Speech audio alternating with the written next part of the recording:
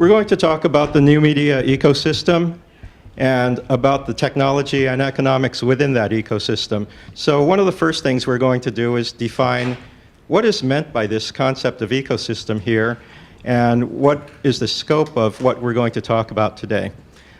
So we'll talk about the new media ecosystem from content generation through content consumption, and we'll focus specifically in the entertainment and media end of things in the areas of production and also motion pictures. So for an introduction, we'll talk about who we are and then introduce the changing landscape of new media, talk about the change drivers, and then about opportunities and challenges, and then come to some conclusions. In this introduction, I'll also set a little bit about the terminology and scope. My name's Robert Yamashita, and I am a co-founder of Cogentic Advisors. Before co-founding Cogentic, I've been involved with the new media ecosystem for somewhere over 15 years with companies including Sony, THX, CQ Microsystems, and I've also been in management consulting for about 10 years, including corporate and technology strategy. I've been with PricewaterhouseCoopers prior to co-founding Cogentic. And for about a third of my career, I've been involved with the semiconductor industry, and I've been involved with digital signal processing, content management, and these sorts of things pretty much since the inception of those concepts back in 1981. Glen Anderson. I'm Robert's partner. I helped co-found Cogentic Advisors in 2004. We'll talk a little bit about what Cogentic Advisors does in a minute, but my background is I came out of the handset business at Motorola, designing some of the innovative smartphones of the 90s. I worked in the StarTAC. A lot of people had that phone. And I was on the design team for what was then the world's first smartphone. And following that, worked in the telecom industry as a consultant, Comcast, Sprint, among others. Prior to moving into the investment banking world, where I worked as a banker, I was in the venture capital world, in the hedge fund world. And part of what Cogentic Advisors does is help in the investment banking aspects of digital media companies, helping raise money and find exits for companies in the space. A little bit about us. Again, we're an advisory firm. We call our service lines the 3 I's: innovation, incubation, investment. Innovation was what started the company, helping companies bring products to market, look at their intellectual property positions, value that intellectual property positions, find ways to license technology in the ecosystem.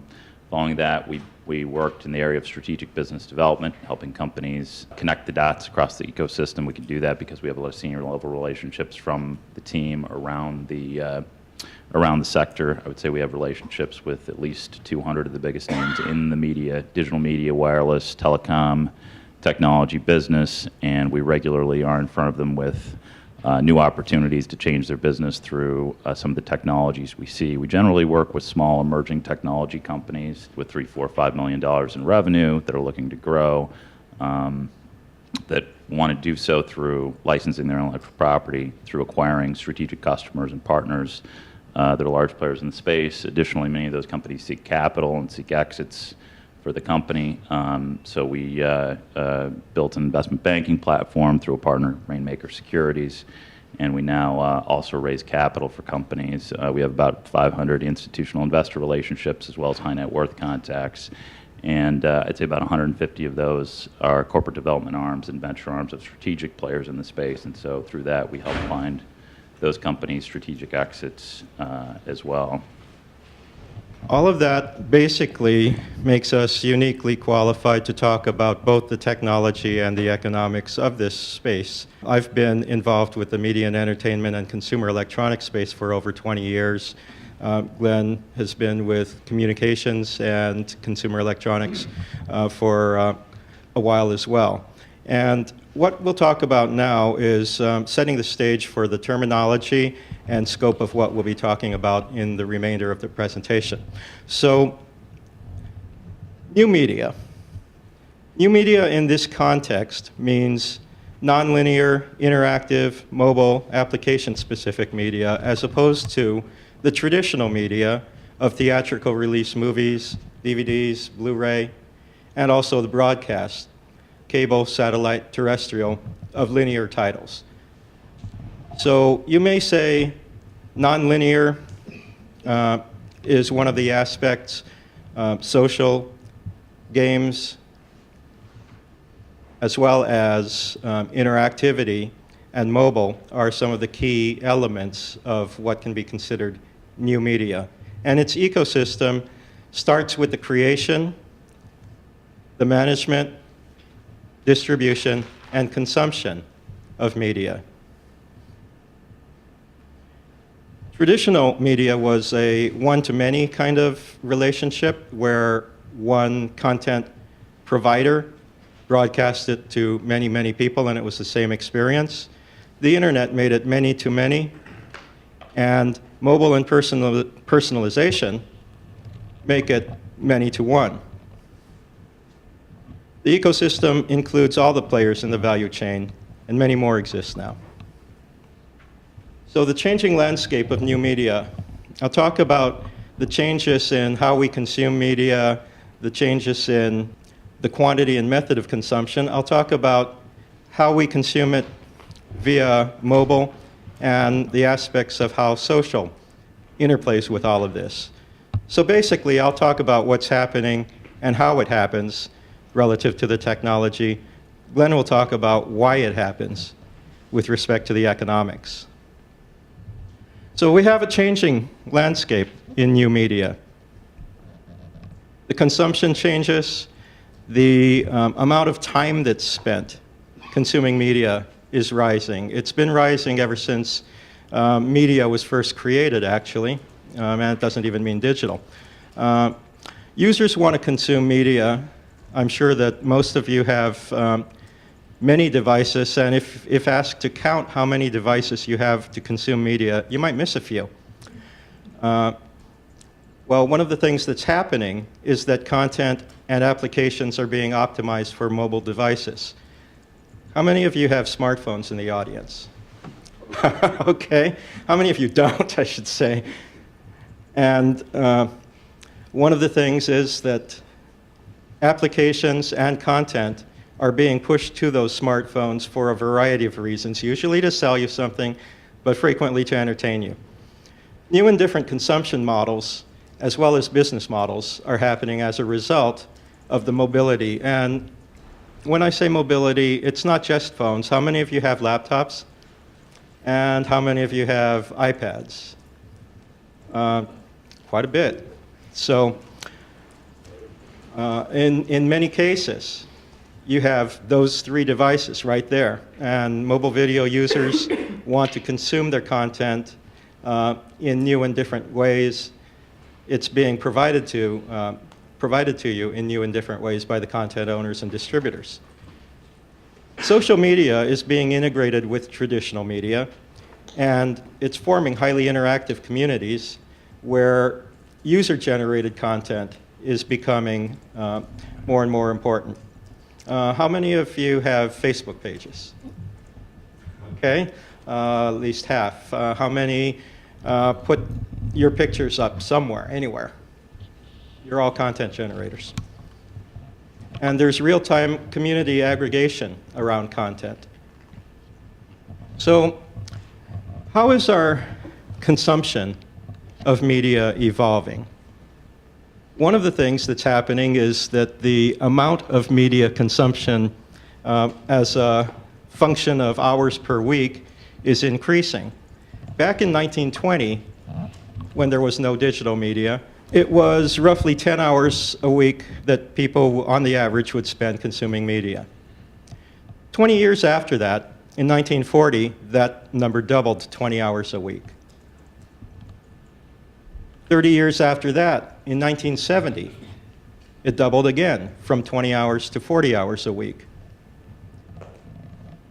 40 years later, in 2010, it's been said that people consume media on the average of 80 hours a week. That's more than twice the average so-called working week. Of course, I think we all work 60-hour weeks, but that's beside the point. If you were to look at how many hours you consume media, would you actually think that it's 80 hours? Probably not. But how many hours do you spend on the computer? How many hours do you spend reading something? All of these are media. They're not necessarily digital media. And any time that you're seeing an advertisement on the street, you're consuming media. So why am I making that point specifically?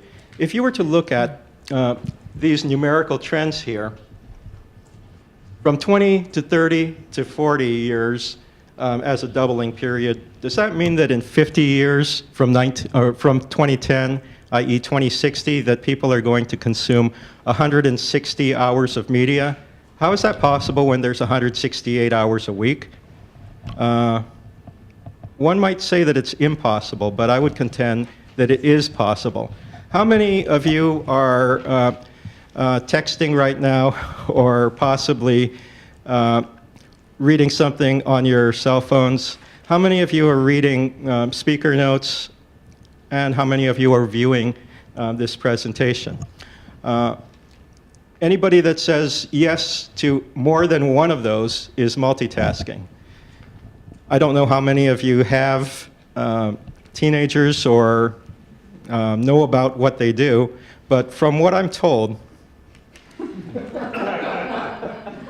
they're about the most efficient multitaskers and will always be listening to music as they're doing their homework, as they're tweeting about how irritating something is. That's 3 simultaneous content consumption streams. So I contend that multitasking will make it possible to consume 160 hours in a week. And it'll probably happen faster than 2060. Mobile video users. The global mobile video users is growing roughly as a slow exponential, almost linear, from 2008 to 2014. And in 2011, the number of global mobile video users roughly equates to the number of people in the United States.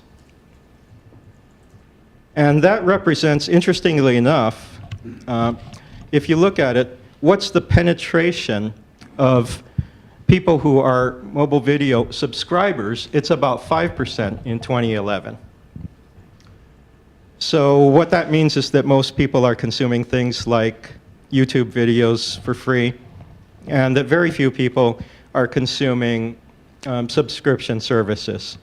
There are very few viable services for video. If you look at what happened with media flow, that was not very successful.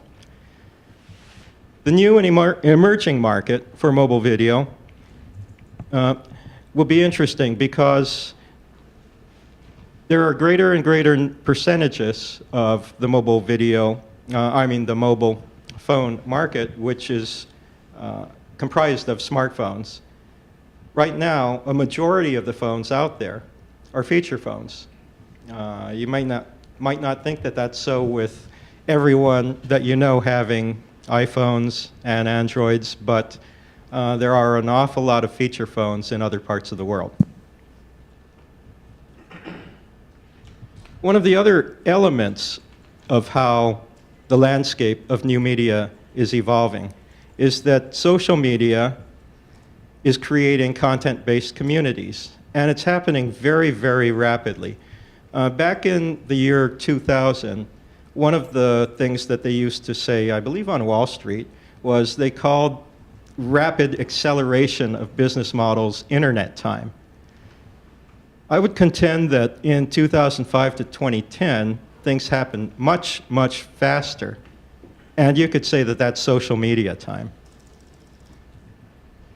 One of the things that's happening as a result, if you look at what happened in 2000, 2001, there were too many internet companies, and there was a rapid consolidation and many of them died after all of the hype. Nowadays, what's happening is there's social media saturation, and that's going to become more and more prevalent. Recently, I saw an article about teenage Facebook depression, where if people don't have enough Facebook friends, they would get depressed, and their virtual lives would actually end up controlling their actual lives. I don't know if that's necessarily true. It might be crazy, but there is a point to be made there. So I'll talk a bit about what some of the drivers of these changes are. I'll start out with the technology drivers that enable change, enable something to be possible. But just because something is technologically feasible does not, or technologically possible, does not make it viable or feasible. We'll then talk about the economic drivers, which make it possible to build a business around a value proposition. And you need both to occur for critical mass to be achieved. Some of the change drivers in technology are broadband penetration and utility, which makes it possible to move all those bits around. Mobile devices, the existence and the deployment thereof. The connected home and how it's connected to TV, which is still the primary consumption device for media, digital media. Interactive content and its role. The integration of social media into content. And standards-based converged experience. Our last speaker, Chris Carey, spoke about ultraviolet, one of the most important standards to come along in a while, being as it covers the content community, it covers consumer electronics, and it covers business models of how people will consume content. Let me ask a question. What is it that people have always within 3 feet of themselves? Anyone? It's your mobile phone. That answer came up more prevalently than people's wallets or people's keys. So this is going to be a pretty important aspect of what happens, and perhaps one of the more important aspects among these technology change drivers. But I'll talk first about the broadband penetration rates. And this is information from the FCC back in 2008, where they predicted the broadband penetration percentages of US homes based on bit rates. So some of the key points of this, this eye chart are that in 2011, about slightly more than half of households have at least 6 megabits per second, which is very easily one HD TV stream. And about 1 in 5 US households have over 24 megabits per second, which makes it possible to have multiple HD streams, and you can have essentially a 4-channel HD DVR with that. By 2015, the contention is over 85% of homes in the US will have some form of broadband, and over 65, more than 2/3, or about 2/3, will have over 24 megabits per second. Glen, you come from the broadband world, and perhaps you might have some additional insights. Sure. I mean, in a world we had in 2000 where most of the pipe was used for things such as email and business transactions and text-based transactions, the pressure on the telecom networks of the world was relatively low, and you could manage these types of services many times by converting the traditional POTS line infrastructure into a digital pipe. But that's changing when you have consumption of various types of media, particularly video. Video is a huge load on telecom networks and cable networks these days. It's pushing the envelope for service providers. Its consumption patterns are having a big impact on service providers and forcing them to push the envelope and force down the cost per bit to allow that type of traffic to take place on the network. Additionally, there's a lot of regulatory factors, and internationally particularly, there's a lot of regulatory factors. Many times in many countries, it's a telecom monopoly. Cable and telecom are monopolies in those types of and you can look at many emerging markets, and if you look at places like Mexico and Turkey and Slovakia and places such as that, it's changing in some of those countries. But in many of those countries, you had a telecom monopoly, and there's just not a lot of motivation for those guys to change, and so many of those markets have been held back in their ability to provide next generation services because the telecom infrastructure isn't changing, and regulatory environments are forcing change in many cases because governments see them losing competitive advantage on a global stage. In countries all over the world, not just developed markets, there are leading edge players, countries like Japan and South Korea, where they've laid government programs have pushed service providers to lay fiber to homes. In those cases, some of it's geographic, Japan and South Korea.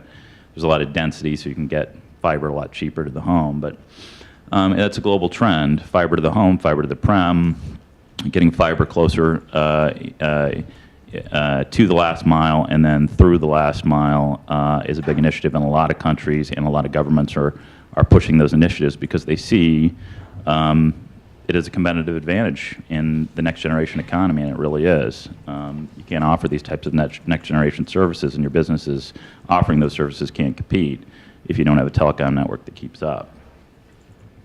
One of the things that I would also contend, Glenn, is that which people can get in terms of bandwidth for roughly $50 a month in the U.S., that tends to be a critical point at which whatever the bandwidth that you can get at that price point is going to define the services that the carriers and the content providers will aim at. I will say too, as another point to this, as you're looking at this chart, you got to be careful to think through. There is a lot of. I'm back to my prior point. There's a lot of investment and a lot of government efforts to push telecom operators to expand their networks and provide more and more higher and higher speeds and lower cost per bit. But if you look at this chart, in many cases, it's not the countries with the highest capability in terms of speeds, and it's not the countries with the lowest cost per bit that are achieving the innovation. There is a point where a certain amount of investment is the right amount of investment to prepare you for the next generation. So I don't think these changes that we're seeing has to occur will not occur if you don't have a fiber optic cable to everybody's home. I think there are technologies that allow you to use copper lines and allow media to be delivered. UVerse is a great example. Those are copper lines to the home, and you can still deliver HD over those lines, albeit not as much as Verizon's Fios, for example. But there is a right amount of investment, so there's not. When you look at this chart, you would be careful to say it doesn't necessarily give you a competitive advantage to be the fastest, but it certainly gives you a competitive disadvantage to be far above the norm. One of the things that's also creating the change in new media consumption and new media models is the evolution of smartphones. Smartphones by next year, 2012, will overtake PCs in shipments. And last year, there was about 250 million smartphones. And that number is expected to double next year to about 500 million. This is an inflection point. And right now, smartphones are still a fairly small percentage of the worldwide total of number of phones, because feature phones still dominate the landscape. However, one thing that's important to note is that video capabilities are going to be continually being brought to bear. Virtually every phone nowadays has a camera, and the video capabilities of these devices and how they're used will depend on two things. It'll depend on the bandwidth you have available, and it will also depend on the processing power and the format of the video. One of the things that's a trade-off will be the average wait time for a download to occur, the amount of stuttering, i.e. the quality of the content. So one thing that's happening, you'll notice that there's, I don't know if anybody's noticed that the quality of mobile video content has been steadily increasing, and that's because of the technology from companies like Move Networks, Akamai, and others that do adaptive bitrate streaming. Microsoft. In mobile, last year, something interesting happened. There was a release of a product called the iPad, which created basically a sea change in the way that mobile video is viewed. Because if you look at the fact that on something like this, the screen is about 3.5 by 2.5. However, on an iPad, you have a significantly larger area, and that's something that's comfortable to watch a video on. One thing that I believe is occurring also is that the length, the runtime of a piece of video that someone will watch depends linearly on the screen size. One other thing is that Linux-based devices, the Android and Palm OS devices, are expected to overtake the iPads somewhere between 2012 and 2015.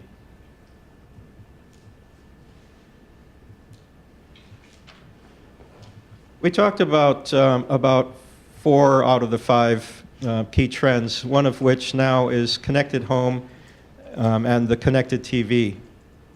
The evolution of television is, first there was broadcast. Next, there was a choice of many different channels simultaneously. And in the third stage, people have many forms of video on demand and can interact and choose the advanced video on demand services that they want. In 2010, mid-2010, Samsung released a connected TV. Google TV was put into the market fourth quarter of 2010. And some of the things that are happening as a result of this. With all of these channels and all of this content, one of the things that becomes the most important is making yourself found above the noise. Especially if you have internet content, you have TV content, you have video on demand, you have archive movies, and you have your own content. Is it any wonder why CBS Interactive bought Clicker on sometime in March 2011? Why? Well, the proliferation of content, as I've said, means that finding it becomes critical. So if content is king, metadata is what's in the Federal Reserve Bank. Interactive content is also one of the technology factors that are changing. And interactive content can be on applications that run on smartphones. They can be on PCs. They can be such things as interactive ebooks. They can be interactive applications by which you can tag scenes in a movie. These are a couple examples. A couple more examples of interacting is that more and more interaction isn't just with entertainment content, but is with such things as news content and advertising content. Brands, the advertisers, they want to interact with their audience, their purchasers. And with such things as 2D tags, QR codes, and mobile image recognition, companies like this one here, Augme Technologies, is making that possible. How many of you are familiar with QR codes? A fairly small number. They're all the rage in Japan. And once you see them, you'll start seeing them everywhere. And I noticed that at NAB just this year. Last year, I didn't see a single QR code, and this year they were everywhere. They were even on the floor at NAB so that a light shined on it, and you could scan. This second one here on the right is an example of another type of interactive content. That's live video debate on a split screen for news, where a news anchor can actually talk to a member of their audience and have a live debate. Finally, with respect to technology change factors and drivers, standards-based interoperability is one thing that's absolutely critical. With this veritable plethora of device types, device formats, what's going to make sense of it all and unify it so that it doesn't diverge to the condition of each individual piece of content has its own individual format and its own individual device that it can be played on. Obviously, that's ridiculous, but if you take things completely the other way, standardizing and making it possible for any device to be able to consume any type of content is really what consumers want. And that's why DECE, the ultraviolet initiative, is so important to consumer electronics, to the media and entertainment industry, and also going forward to broadcasters, to anyone within the new media ecosystem. One thing about a standard like this,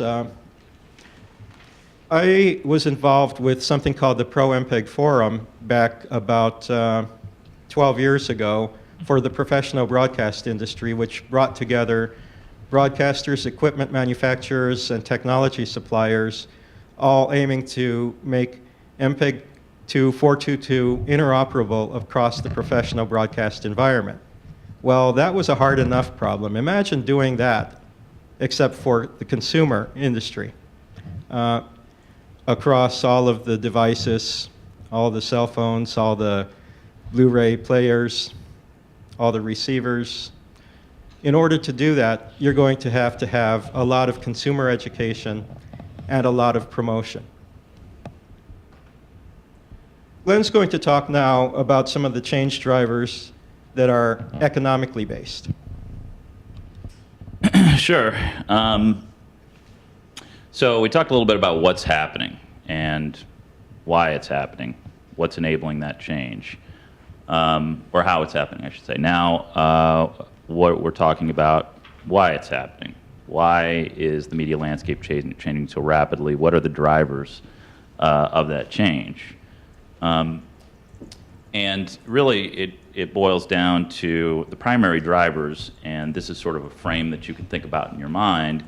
Primary driver is always the consumer, but what is the consumer driving towards when they're thinking about the media landscape? Well, if you look at the evolution of media over time, it's really been a change in media and how people's quality of experience with media on 4 dimensions, and that is time, being when you consume the media, place, where you consume the media, variety, the amount of media out there, both in terms of categories of media such as print, video, radio, audio, social media now.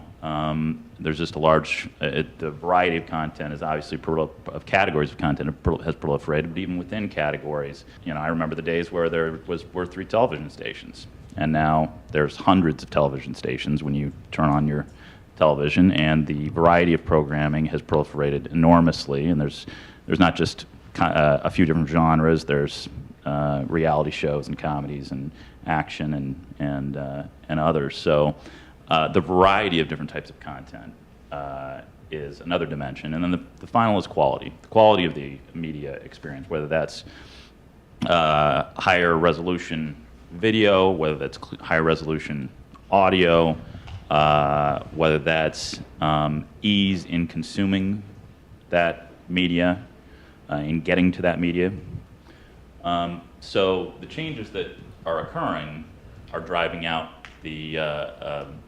sort of the sphere, experiential sphere on those 4 dimensions. And if you look at mobile devices, for example, mobile devices obviously allow you to not only consume media in a new place. In 1930, to get radio content, you had to be sitting in front of a radio the size of a dresser, and you had to sit and listen to if that radio show was on at 7 o'clock, you had to be sitting in front of it at 7 o'clock, and you had to be sitting in that place.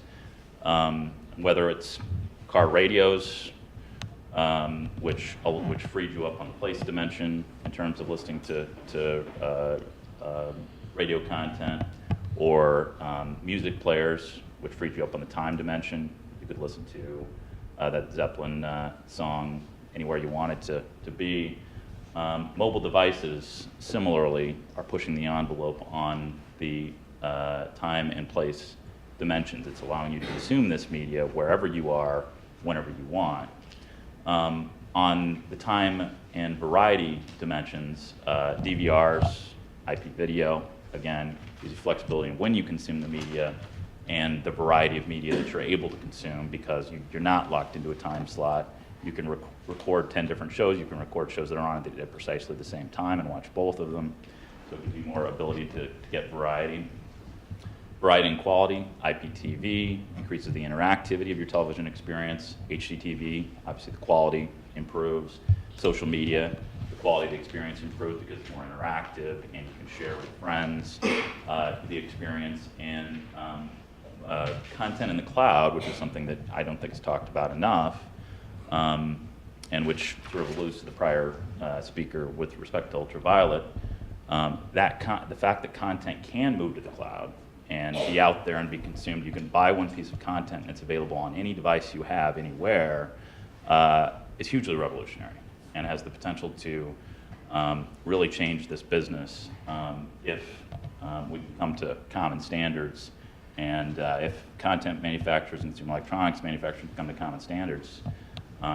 There's a huge potential to give people enormous flexibility in the place that they consume the content and the quality of their experience in getting and consuming that content.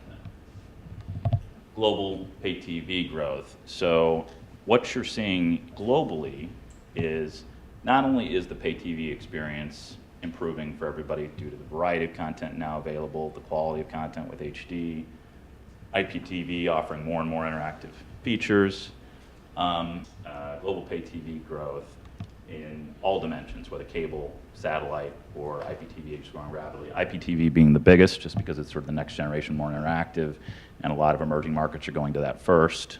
But the pay TV market is, even though it's relatively mature and saturated in the US, is far from a lagger in terms of growth right now, driven largely by new consumers abroad that are adopting. IP video, the IP video story is pretty well understood. I would guess that there's not one person in this room that's not used YouTube at one point or another, or not consumed over-the-top video. And again, this leads to the dimension of variety and the ability to consume media in a different time in many times in different places. It's the challenge is, if you look at the video viewers, you see tremendous growth, obviously. Revenue has been hard to come by, and I'll discuss that in a minute. But there's staggering growth in terms of very, very rapid growth in terms of the number of viewers, and higher and higher penetration of people in this country and abroad. They're consuming this type of media. Business models haven't caught up, but we believe they will. And so, speaking to that trend, business models in this arena took a while to catch up in terms of their ability to monetize their user base. They're still lagging behind traditional television in terms of the ability to monetize per hour viewed, but the gap is closing pretty rapidly, as you see, and that's due to innovative new models and largely a lot in terms of better targeting. We work with a lot of emerging technology companies, and this is a very interesting space right now, trying to determine how to better target users online, whether they're using social media or they're doing video, to try to more closely target ads to the person online and their experience. Opt-in models like the like button on Facebook. If you click the like button on Facebook, they kind of know what category of media you like. You can recommend it to friends. It provides better targeting in terms of the media that you can provide to the user, and it provides a lot more.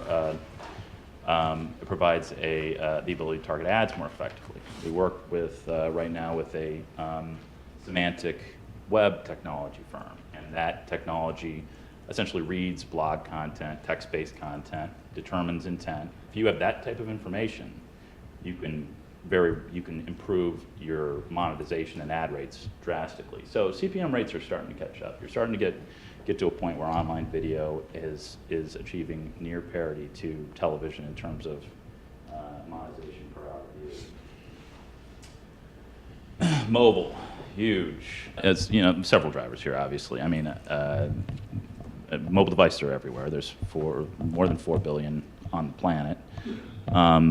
And a good portion of those now are feature phones, at least, which provide some capability to consume simple media. And obviously, the growth of smartphones, allowing users to consume rich media, is really changing the picture and allowing those devices to consume mobile video. A lot of things throttle development in this area. One, the quality of the networks. If you've ever tried to consume mobile video in large quantities, many times you have latency problems. Many times, depending on where you're located, you have different problems. Different cities have different networks. It's sort of a patchwork of different technologies, whether it's 3G, 2.5G, 3G, EVDO, WiMAX, LTE. There's things are moving in the right direction. These networks are developing, but maybe not fast enough for many of us who are tired of waiting for that YouTube video to load. But once the pipes get big enough and the quality of experience is there, consumers will be more willing to pay for subscription-based models, and that's when you're going to see the monetization start to match the penetration. People are willing to watch a YouTube video and wait and put up with poor content because it's user-generated content and it's free. When you start paying for it, you demand quality. So monetization, the key theme being monetization will eventually catch up with penetration, driven largely, we believe, by the penetration of smartphones and the quality of the networks that are supporting those phones. The point to take away from this particular slide is the three highest our highest value categories of consumption projected by 2012: gaming, sports, and television. Gaming and sports were really early entries into this arena, and they've been overtaken now and will largely be dominated in the future by television content, and to some extent potentially film content down the road. That's the type of content people consume. But gaming and sport content, people were more willing to wait and deal with latency on sports content, because a lot of times they're watching in real time and they just wanted the game, even if it had to be in poor quality. And in gaming content, it was simpler, maybe not as rich, but as things have improved in terms of the quality of the handset, quality of the networks, other types of content are dominating the picture. There's nowhere social media isn't these days. With that platform, you create a rich media platform to improve the quality of experience for all different types of content, whether that's gaming, whether it's video, whether it's audio. When you can take the media viewing experience and sit in your living room and share that experience across the globe, you've drastically improved the quality of that media experience. Everybody can feel that intuitively, but what the implication is from an economics perspective is people will be willing to pay for that at some point. Right now, you can have a Facebook account for free, and the only way they're monetizing that platform is largely, I should say, is through ads. But there's a huge number of new potential revenue streams if you can take media experiences and improve the quality through social interaction. And there's a lot of new disruptive business models out there that are trying to make hay and innovate in this area. But ultimately, we believe those new and innovative business models many times will get swallowed up by the bigger guys like Facebook. But in the process, you're going to create a more complete media experience and social media experience for the user. And people are going to be willing to pay for that, and Facebook's going to begin to monetize that pretty rapidly.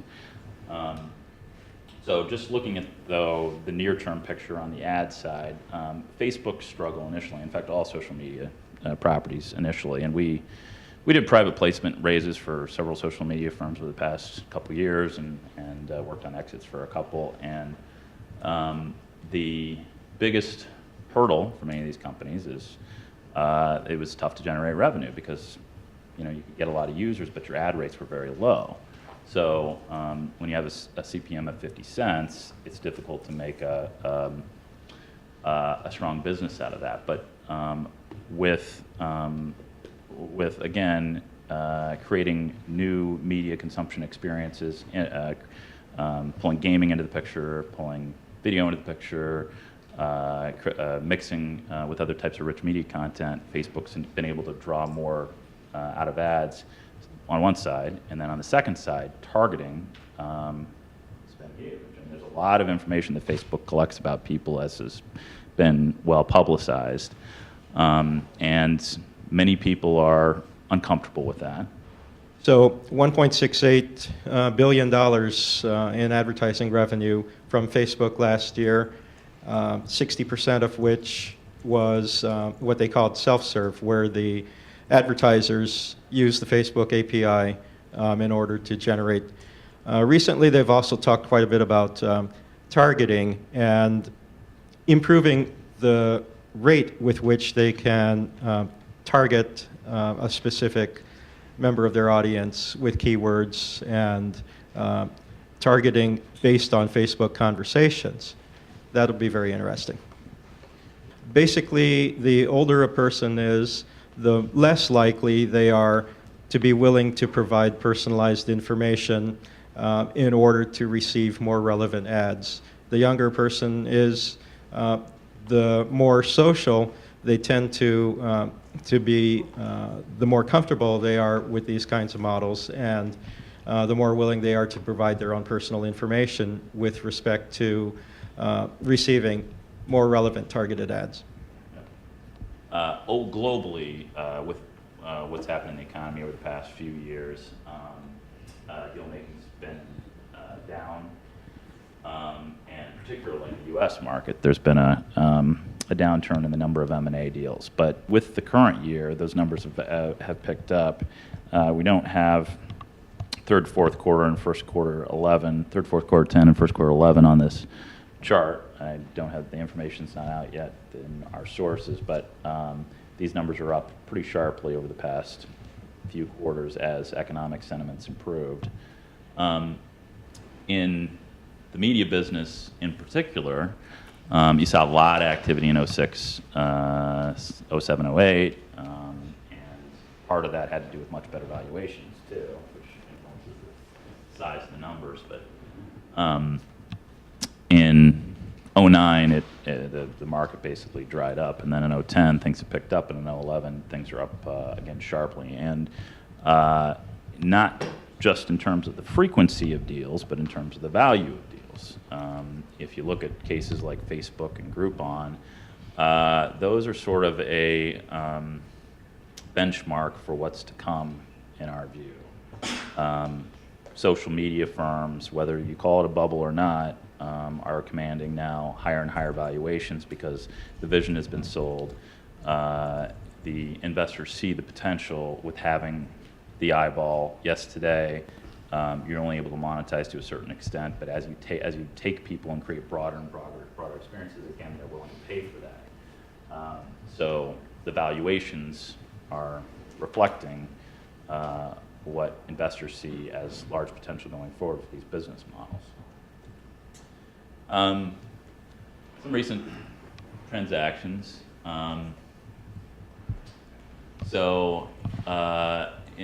There's consolidation, been a lot of consolidation very recently, in particular, less so on the content side, although there's some of that, but more so on the infrastructure side. Recent deals, Cisco buying Inlet, Widevine Tech going to Google, Ankina Networks to Juniper, Rovi's been on an acquisition spree, Sonic, and prior to that, Sonic bought DivX, Hit Digital buying Kite. The transcoding business has been solidified in terms of the business model and how it's going to support next generation media. And so now is the time where consolidation happens. You're not seeing drastically different business models in that area. Same with media asset management. Same with video delivery technology and infrastructure. So it's those business models. The business models in that part of the value chain have now somewhat matured. There is still innovation there, but they've somewhat matured. And so you're at the point where there's less innovation in the business model category and a lot more consolidation. On the content side, there's a lot more to come in terms of innovation. The consolidation phase for that business, I see 5, 6, 7 years down the road. I think there's a lot of change that's still going to go on the customer-facing side. But in the back-end nuts and bolts, I think you're seeing the bets have already been placed and the models are already in place. So relative to opportunities and challenges coming in the upcoming several years, there's the proliferation of consumption options, and Ultraviolet talked a little bit about that and how that can be turned into an opportunity. There are new business models that are enabled by all of these new technologies, and with new business models come new ways to monetize. The challenges are that everything is happening at a faster and faster rate. These accelerated timelines are making it such that you have shorter production cycles and compressed release windows. A bit more about that in a moment. The complexity of the interactions, not only between people, but between companies, and who's the content owner, who's the rights holder, and who's the consumer. All of that is becoming more and more blurry and changes. And of course, interoperability is going to be an essential component of success. In terms of the proliferation of viewing options, you have many different kinds of ways in which you can view content over the top, internet TV, tablet and mobile, and game consoles.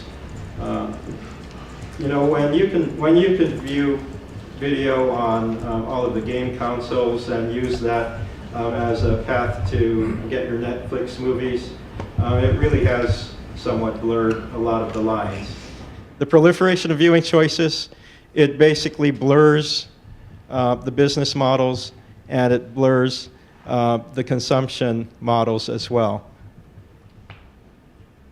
Everything is happening faster and faster, basically due to the fact that people want new and interesting media. They have shorter and shorter attention spans, and the content, run length time of content is decreasing, interestingly enough. And the shortened production cycles will be resulting as a result of the integration of user-generated content into news, live TV, How many of you have seen things from a cell phone being captured, broadcast on the nightly news? Almost everybody, I would think. And there's going to be a response to these compressed release windows, which I'll show you in a moment, and a response also to the faster and faster adoption of these new technologies.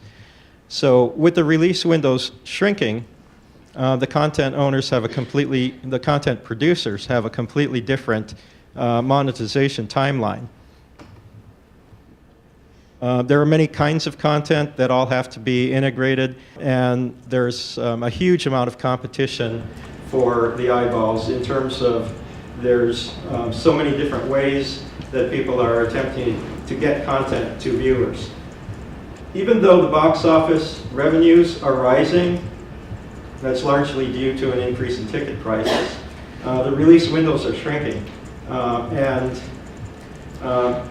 The major studio release windows have started to converge somewhere around 4.5 months, i.e.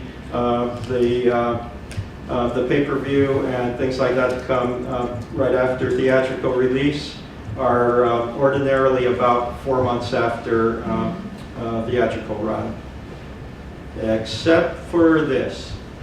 Well, in some new experiments, Warner Brothers just last month said that they'll make it possible for people to watch movies by renting them using Facebook credits.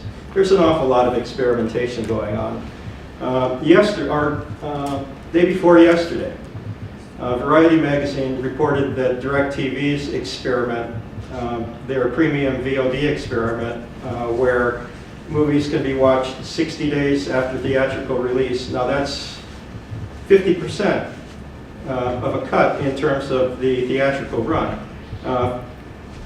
60 days after release for $30 in the home. There are a lot of people who say that that's foolish, it won't make it, but we'll see. The complexity of the interactions, this eye chart basically just says that there are a lot of players in the ecosystem, from content providers, publishers, aggregators, ad networks, ad agencies, ad campaign management, content delivery networks, all of these. They all play a part in the ecosystem, and the advertising, the online advertising ecosystem is just one piece of the ecosystem. So, personalization versus targeting. People do want targeted information and advertising delivered to them. The younger they are, the more likely they are to put up with having their personal information used for that purpose. One other thing that's important to note is that the more mobile the device, the less likely someone is to want to provide personal information on it. And a belief is because most people believe that that's less secure. There are some key success factors from a technology standpoint and a business standpoint, and I'm going to talk about the technology ones very, very quickly. With the challenge being the accelerated timeline, the complex interactions within the ecosystem, and the need to maintain interoperability, you need to be able to reconfigure and create workflows that are based around the need to respond to that accelerated timeline, the shortened production cycles, and those compressed release windows, by being able to create different kinds of content faster and faster. Reconfigurable service-oriented architecture makes it possible to do that. The complexity of the interactions mean that you'll have to have flexible and robust systems interfaces with secure media delivery systems and the integration of commerce within the back end of these systems. And more you're finding that to be the case. With Cisco buying Extend Media, things of this nature. And the interoperability is going to be maintained across systems by using middleware to bridge systems and by rights management, such as ultraviolet, being used to bridge business models.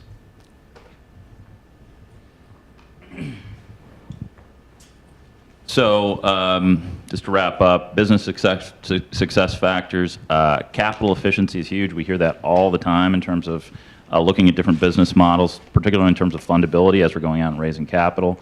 In this environment, capital is scarce for particularly in emerging players, and so finding ways to be more capital efficient in terms of your business model is highly valued. And just in general, in terms of the space, capital efficiency is an important element as it's still highly competitive. New workflow and revenue tracking. When we say integrating the intelligent taxonomies with B2B and integrate e-commerce and analytics for B2C, it means an integrated experience. It means an integrated flow of information throughout the value chain, which allows you to more effectively target the consumer, more effectively provide a good quality of experience on various devices, and more effectively coordinate throughout the value chain.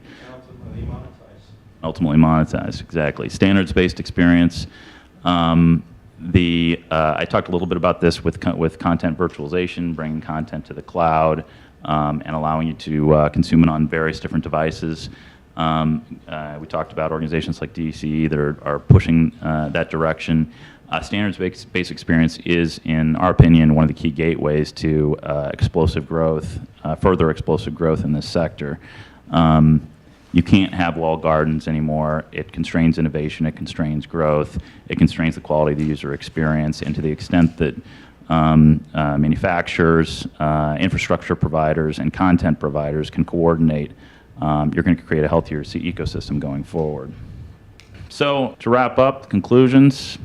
Rate of change is accelerating. The economic landscape is in flux, and with transition comes opportunity. The rate of change is accelerating. We see it all around us. We see it with the proliferation of content available to us, the proliferation of devices, a new social media concept born every day that is hot and everybody has to have, a new game that everybody has to have, every day a new game that everybody is using and has to have. There's a multitude of new options available to people, and that is actually accelerating. Economic landscape is in flux. Again, part of it is the economy. Part of it is capital, sparse capital for emerging growth companies. Part of it is just traditional competitive forces, and part of it is the battle between traditional media companies not wanting to change and new media companies challenging their traditional domains. But with transition comes opportunity. Again, we talked about content is no longer king, and consumers want flexibility. They want flexibility on all four dimensions we discussed: quality, variety, time, and place. And that's never going to change. Consumers are always going to push for that, and the business models that will be successful will push the envelope on one or more of those different dimensions. So again, the implication is the quality and flexibility of the experience will determine who wins.